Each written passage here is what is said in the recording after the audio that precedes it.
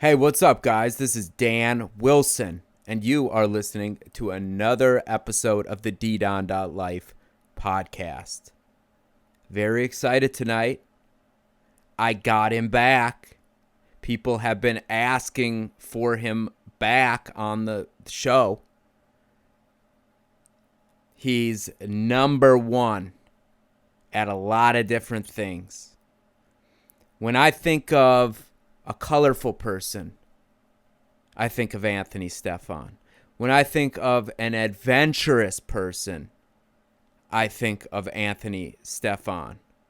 When I think of a very handsome man, I think of Anthony Stefan, ladies and gentlemen. So he has agreed to do one night a week with us here at ddon.life. Every Monday, I think it's going to be. It's very kind of him. So, without going on and on, you can go ahead and subscribe to the app, on the podcast app. Subscribe to the show. Just type in ddon.life into your podcast app. And that's very easy. We're also on YouTube. And Steam It. You should try Steam It. You can get paid to post. You're getting paid in cryptocurrency, and all you have to do is follow a few instructions and get yourself a nice wallet on your smartphone, and you can start converting these crypto steams into bitcoins. And then if you want cash, if you want cash, then you can cash out. Steam It, STEEMIT. Check it out. Here it is, ladies and gentlemen. You wanted it. I got it. Anthony Stefan.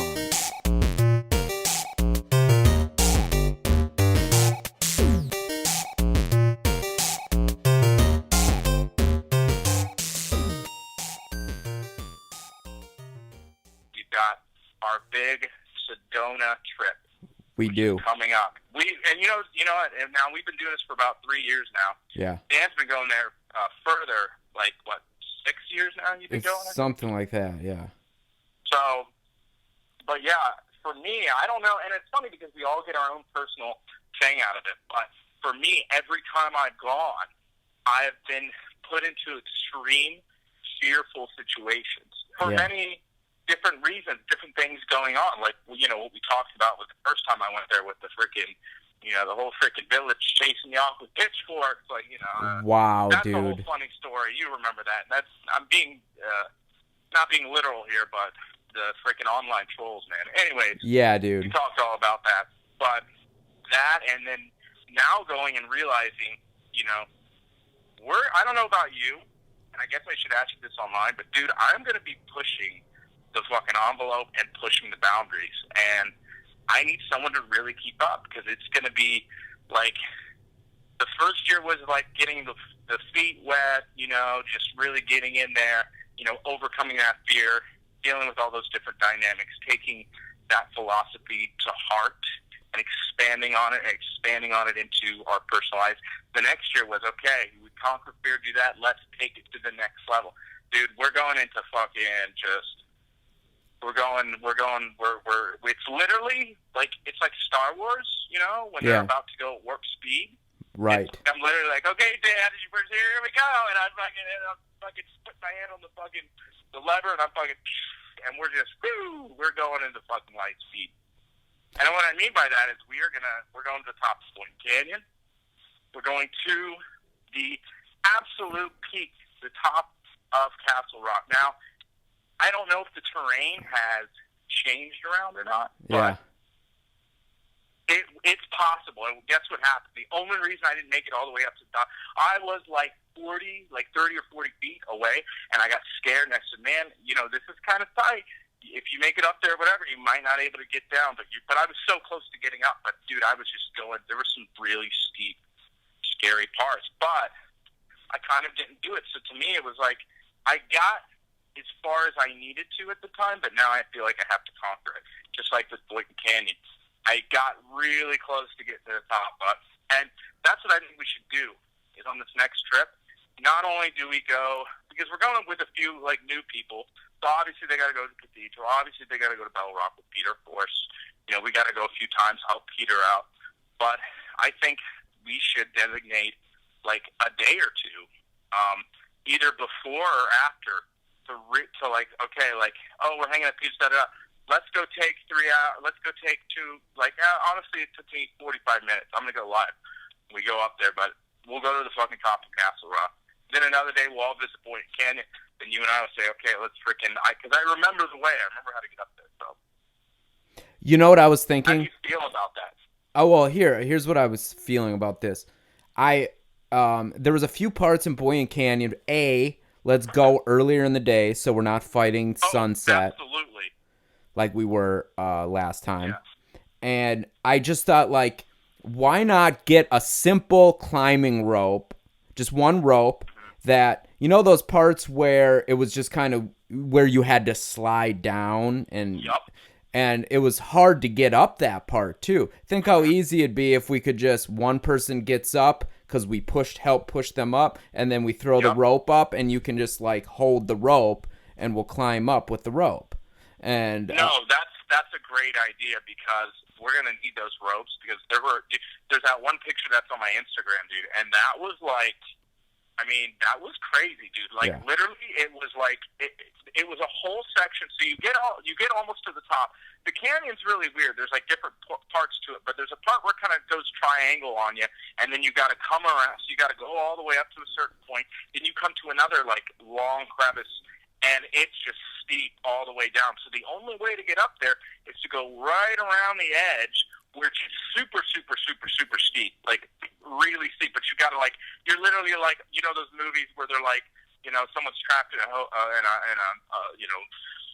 7-story building or whatever, you know, skyscraper, whatever, and they're like, now they're at the back of the bridge, or they're at the back of the brick wall, just like tiptoeing, like having their back against the wall, like moving over to the other window.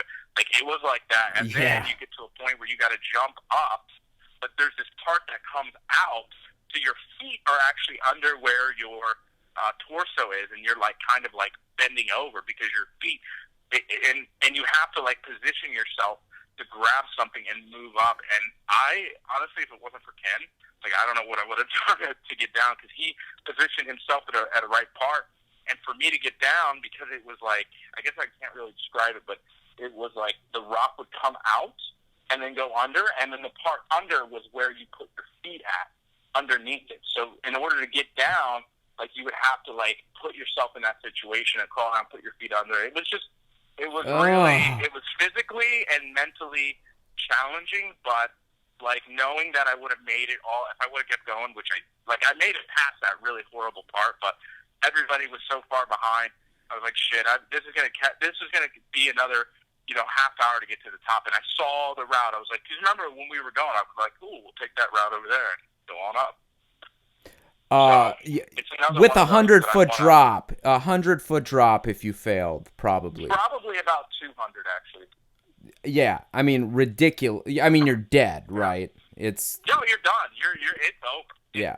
You make one wrong move, it's over. But let me tell you what, it is the best freaking. First of all, people say, "Oh, you must be an adrenaline junkie." Yes, a little bit, but you know, it is the best feeling to know that you overcame death. You looked death and that fear, and you knew that you could physically and mentally overcome it. And then when you're placed in these situations, like in other strenuous situations, you say, you know what, fuck it.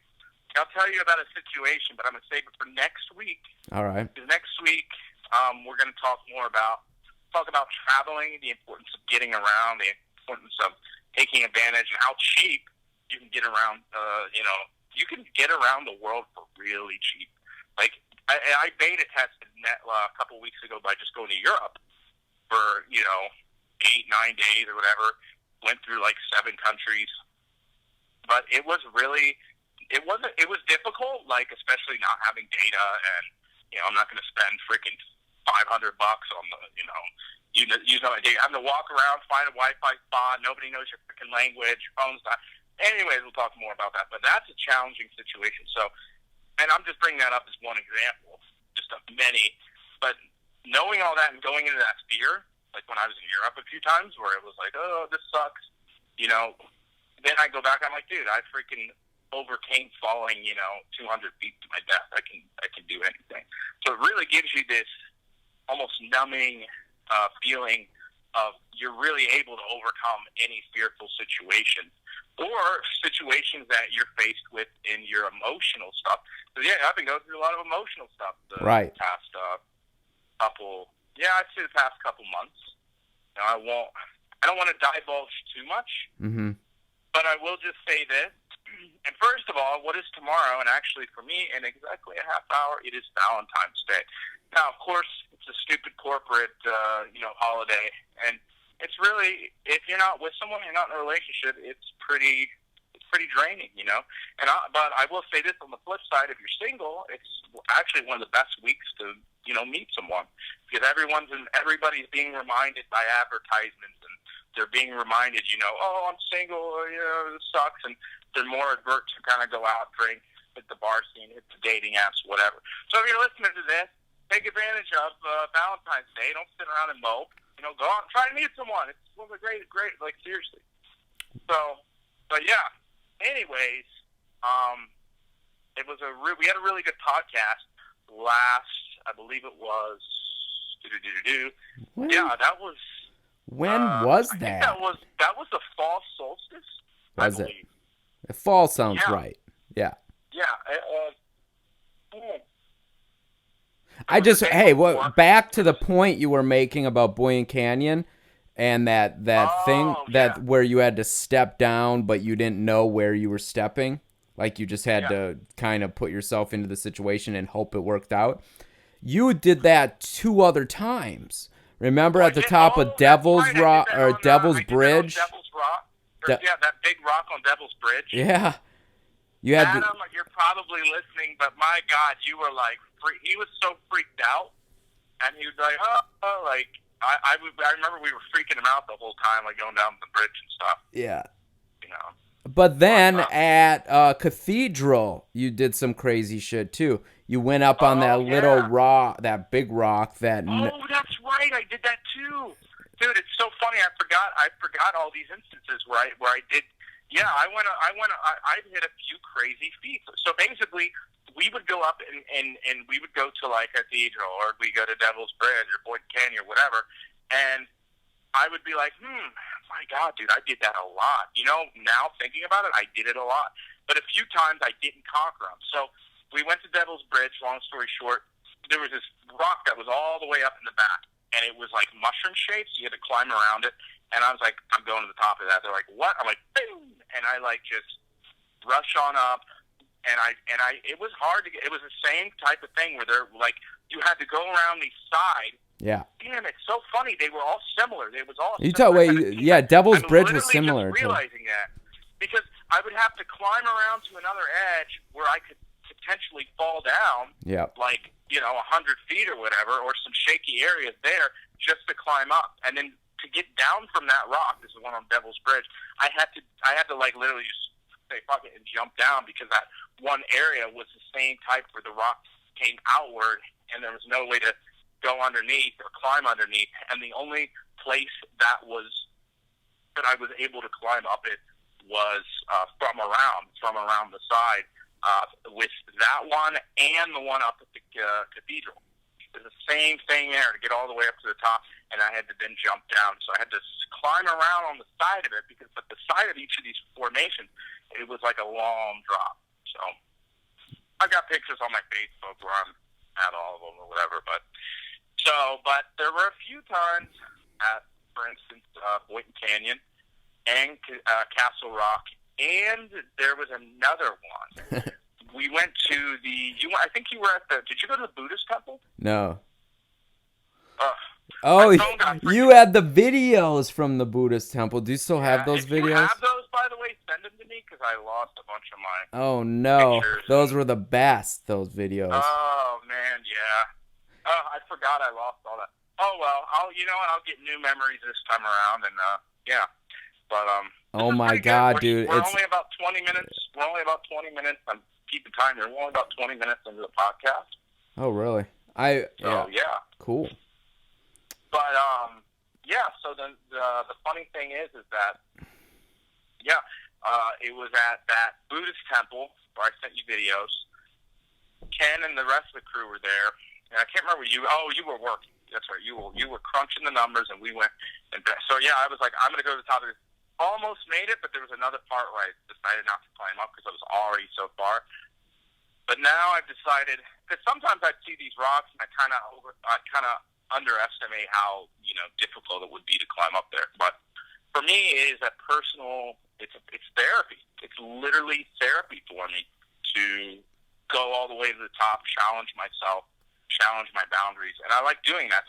Hey, I'm doing that right now. I've literally got to catch. I'm going to Tampa to see my aunt, I'm going to hang out with her for a few hours. And I've got some other Valentine's Day plans as well. But, wow. Yeah, I'm meeting my lady friend down there. So Really? I'm very excited about that. Yeah, I told you about that, right, or no? I mean, I think so. I know you were going to Florida, but I didn't know. Yeah, actually. So yeah, long story short, we're staying with some friends. And we're going to be down there we're going to be down in Sarasota, the Siesta Keys, and soaking up some sun on Valentine's Day. And I'm sitting here thinking, like, man, you've got a really great life. You're, like, literally, I've got to freaking get my, I'm going to have a nice few days. Dude, actually, the next few weeks, I was talking about this with my roommate, are just jam-packed crazy. So I do my weekend gig in New York. And I only do it like Saturdays and Sundays. So that's your job. Your job. Back Saturday morning. Go to New York and work, and then leave. I'm going to my friend, my buddy in Pennsylvania. It's really cool dude. I think I told you about Mike. We'll go into it now. But shout out to him if you listen. I'm going to visit him. I just talked to him tonight. But he's like an entrepreneur, man. He's just really great, cool, older mentor to have. He's very business savvy. He's very successful, and sometimes I do work for him, whatever. But I just like the company. So I'm doing that next week. Week after that, going back home for a couple days. I'm gonna go hang out with my grandpa.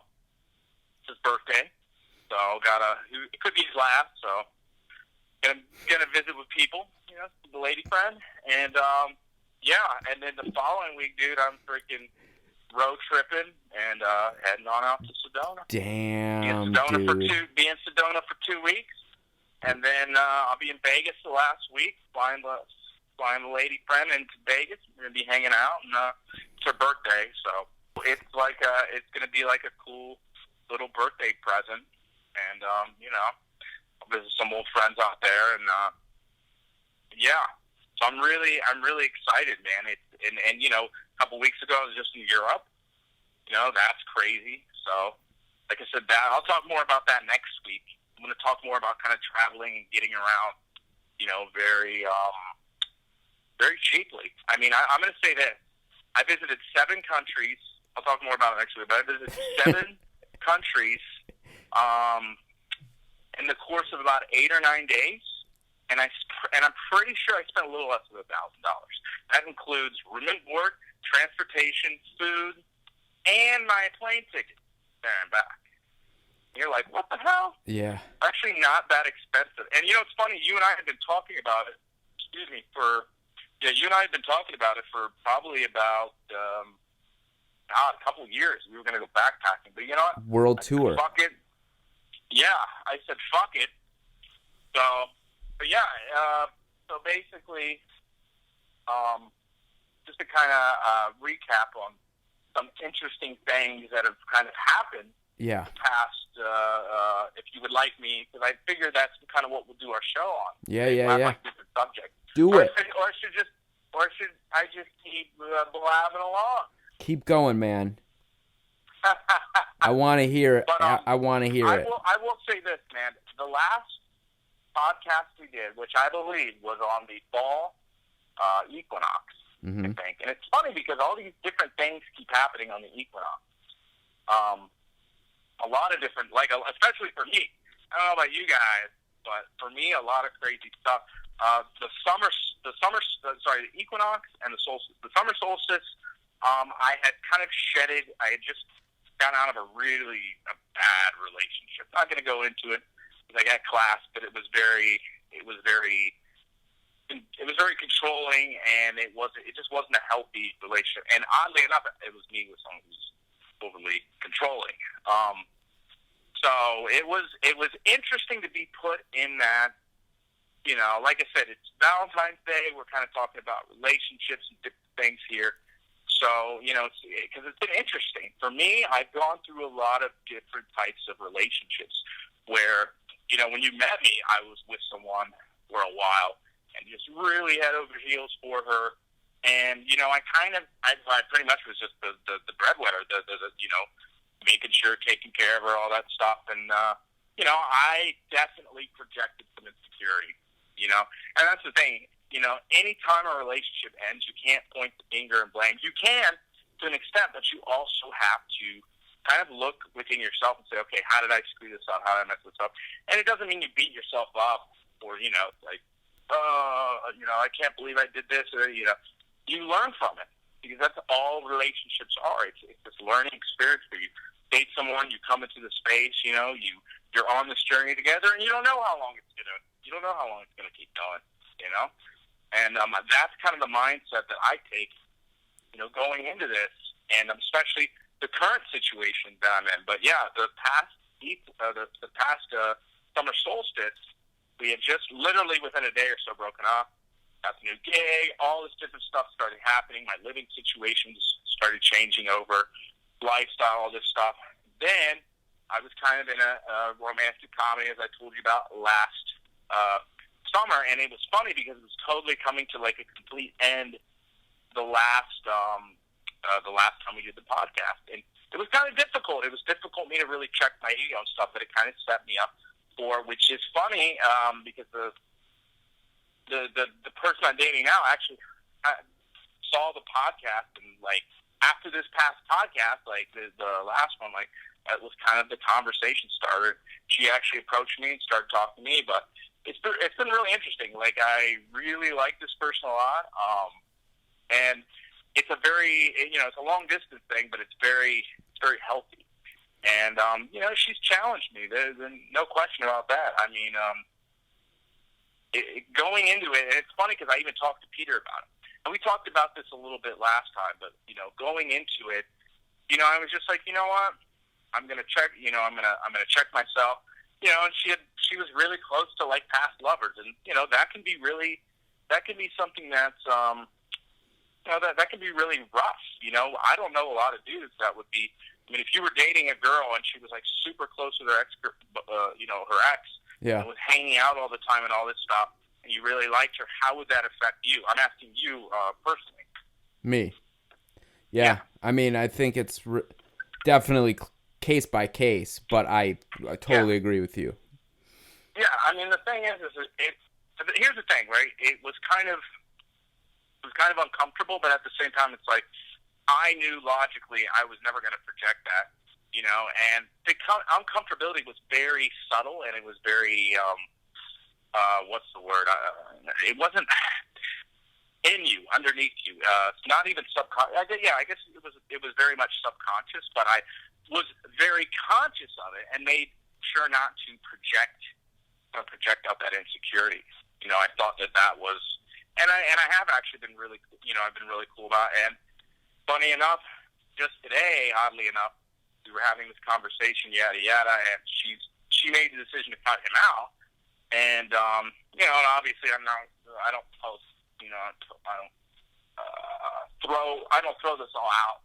So like, I'm not going to say who it is or whatever, but at the same time, it's interesting because it's interesting how it all kind of happened, and it even happened today. But anyways, she made the decision today to like cut the person out or kind of put them aside more because of a situation where he was just kind of disrespectful with her, and nothing like they weren't flirting or nothing like that. And I totally trusted her, and I even trusted him to an extent. But I did have to. The biggest thing was communication. I did explain to her that it makes me I told her, I was like, here's the thing, I don't care if you guys hang out, but at all, like be friends or whatever, but just know what are your what are his intentions, what are your intentions, you know? And they have had past chemistry and stuff like that. So it was rough. And actually, funny enough, talking about how this whole kind of relationship or whatever. Oh, well, let me finish the last point. But anyway, so there's a lot of different points here, kind of all over the board. I'm trying to stick. I'm trying to stick with the subject matter. So basically, she kind of made the decision to kind of cut him off. But the thing was, is I was like, look, of course I'm happy, but at the same time, I told her, I was like, genuinely do this because I want you to do it genuinely because this is what you feel is right for you. Don't do it based on my bias or whatever. Like if this is how you feel, because ultimately it has to be a decision that she makes based on her own happiness. So honestly, you know, hey, she could be like, I'm cutting him off and not talking to him, and then start talking to him in a month or whatever, and I got to be cool with that, and I have to not project that insecurity. And what I was talking about before, what does that all come down to? It comes down to fear, right? Yes. When you're giving into your insecurities, you're now in that low vibration, and you're projecting that fear, and it changes the reality that you're in, that you're living, you know. And she challenged me and those emotional things several times, and I don't think we went into it too much, but like she actually, I mean, like funny enough, like we met up twice, and like she was basically breaking up with me, and I just sat there and I was like, okay, like of course I was hurt over it, absolutely, but I just sat there like, okay, like, you know, that's fine, we'll still be friends and no worries. And of course that's a difficult conversation for her to have. I mean, if you had to meet up with a girl that you've been hanging out with for a few months, and then she's like, yeah, I'm thinking, or you have been hanging out with a girl for a couple months, and you think that I'm talking a lot because I just drank a ton of coffee. I've got a lot to do tonight. And but, you brownie poured and too. I had an edible. It's true. Good. I'm glad you did. Woo! I am going down the portal, man. I am just fucking on the roll. But anyways, so you know, it's funny. So you're just saying like she was. Oh yeah, no, hold on. Yeah, no, she basically like tried to break up with me twice, but in that moment I was like, okay, let's not give in to fear.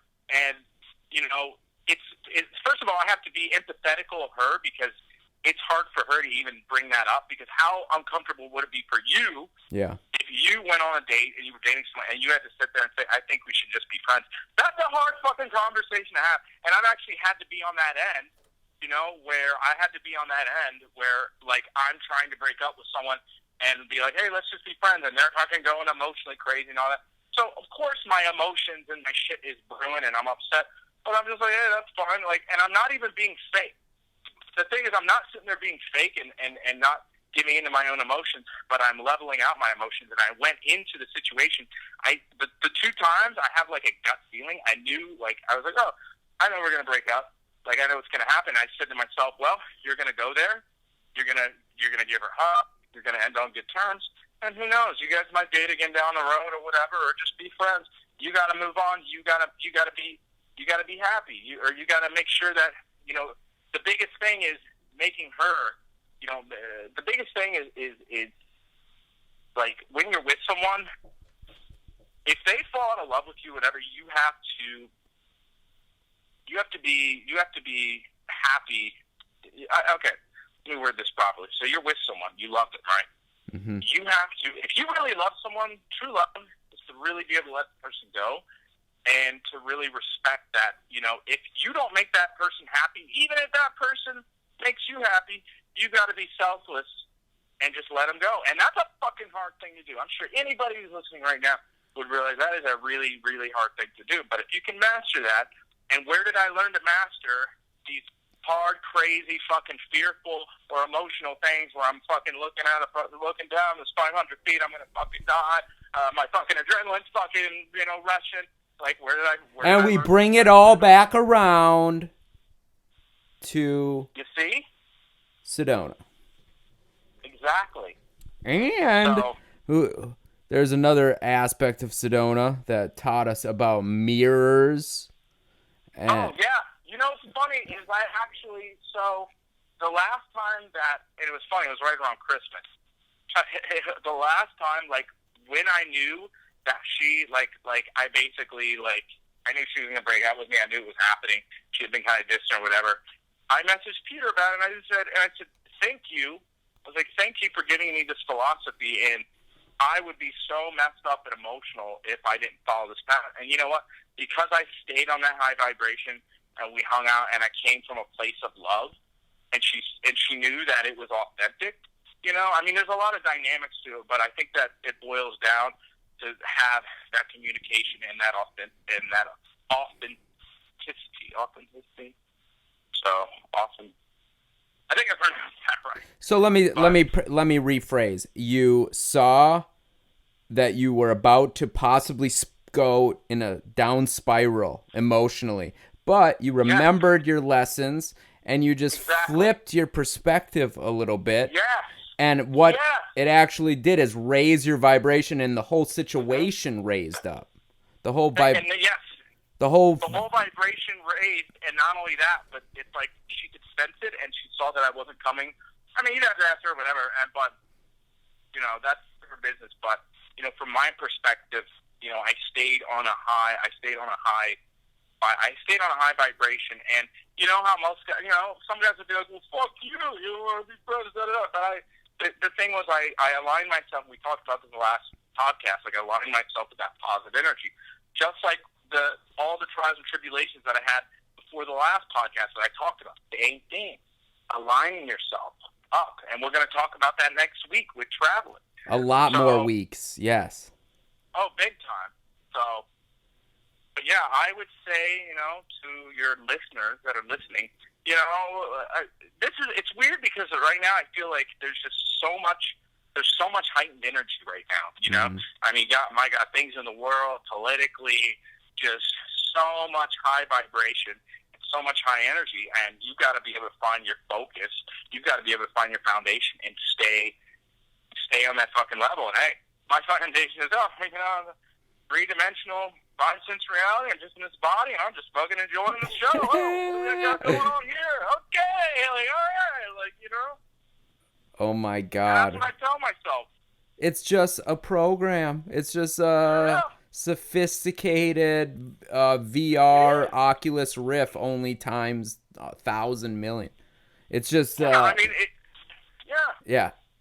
I'm sorry. I mean, and it's crazy because not only that, but I feel like it's just the show. It's like this like video game show. Like, you know, you're just like, and that's why I'm like trying to seize the day. You know, every day. You know, it's like randomly say, fuck it, I'll go to Europe for 7 days. All right, you know, okay, I'll go do this, or I'll go down to fucking Florida, and, you know. So just randomly just kind of, you know, engaging the program, doing the best that you can, and staying on that high vibration. I'm really interested in the idea, though, that that there's actually an audience watching this right now. So I really feel that. It's our job to get the best ratings possible. And how do you do that? You know, and let me say something. Let me just add a dynamic to that, right? So you see the downside of technology as far as, like, you know, everybody's so obsessed on their fucking phones. You know, they're like, you know, oh, I didn't get enough likes today. Oh, you know, my friends, da, da, da. They're so obsessed with this idea of, like, this ongoing, this forthcoming other virtual reality where it's just all about being fake, putting up your selfie, you know, whatever. So I'm like, I guess my philosophy behind it is like, you know what? I'm going to actually live this great fucking life, be positive all the time, travel fucking around. I'll throw my business, you know, not like, you know, I'll throw like, oh, I'm here, I'm traveling there, and I'll just throw it out to the universe, because if they want a show, well, I'll give them a hell of a fucking show. Exactly. And people are going to spend all their time, they're going to waste all their time in the two-dimensional world. Yeah. And we're stuck in this three-dimensional world trying to get up to the fourth dimension and fifth dimension. And that's where the people watching the show are. Because you know what? I don't know what dimension they're in, because there's a lot of different dimensions. And my friend, that is a subject for an entirely different show. But as far as aligning yourself and putting yourself up on that high vibration, and just really just projecting and being this focal being of like light and positivity, and making it your sole purpose, and really just trying to like battle these I don't want to even like say it's not physical, but just battle this ongoing like fear. Because I think really just living in this reality, it's just above all things, it's really just battling out the fear. Hey, we'll go back to what Jones was saying on Rogan's show. Talking about this dark energy that's coming into the simulation. There's no doubt about it. There's no doubt that there's a struggle between the light and the dark. The yin and the yang. Zoroastrianism, they talk about the great battle between good and evil or whatever. I mean, hey, that's where Joseph Campbell got all his information, which of course George Lucas was a big I guess I don't know if he's a student, but he was a big advocate of that, and that's what Star Wars was all about, the dark and the light side, and just being able to balance that energy and staying on the light side. So that's what I'm doing. I'm just being a fucking Jedi. I'm in a bad situation here. No, I'm not gonna let myself go down to fear. I'm not gonna let myself get insecure. I'm not gonna let myself get scared over this. I'm not gonna let myself freak out because I'm fucking lost in France. I don't know what I'm fucking doing. No, I literally when like some of these things happening, I'm like I just sit back and I'm like, all right, universe. I see what you're fucking throwing at me. All right, cool. Let's fucking do it. Like literally, dude. I've been in some really rough, and I'll talk more about them next week, especially when I was traveling. But dude, I've been in some rough, like some scary situations, dude, where I was like, this ain't good. So. Well, I think going back to this idea that when you get to a certain level of knowing you're inside the simulation, you just, you programmed it. So it's like, whoa. And you consented to the outcome. Yeah. That's the thing. And that's the thing and going along with that, talking about relationships, that is, when you go in a relationship, you have consented to all the things that are going to happen. Mm-hmm. If that person dies in 2 weeks, if that person ends up cheating on you, or that person decides they want to, be with someone else or just do their own thing, or they just don't fucking like you, you're like, okay, well, that was really awesome and was a part of the intricate story that is my life. Mm-hmm. And that was great. And now I'm going to move on. And, this is just a great chapter that I had, Fuck yeah, man.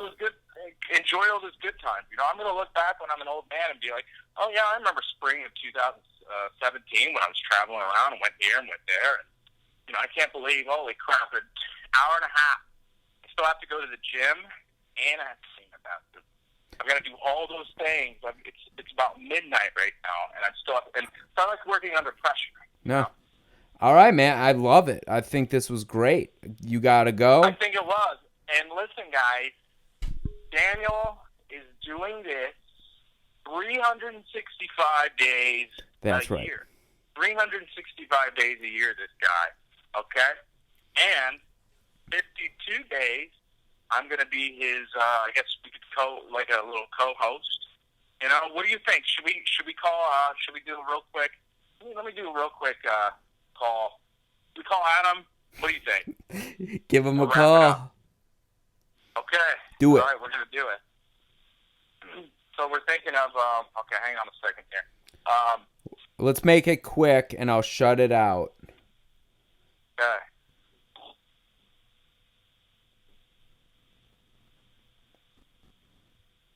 Adam Miller, ladies and gentlemen.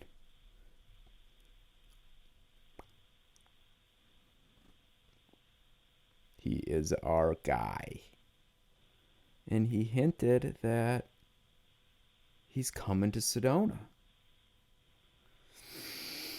So we'll see what he says right here.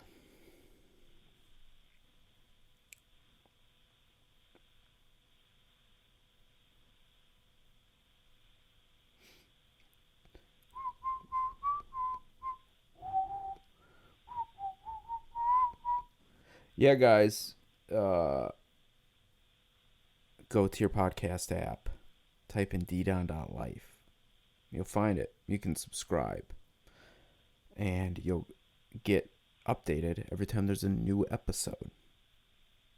And you can also go to the YouTube channel, and you can type in ddon.life, and the first couple links you'll see is me with headphones sitting at a table with a couple t-shirts behind me. You'll know. Are you there? I am. Okay. Well, I guess we're just going to edit that out because he was sleeping. Like, he was like half asleep. I was like, oh, okay, cool. I'll give you a call tomorrow. Sounds good, man.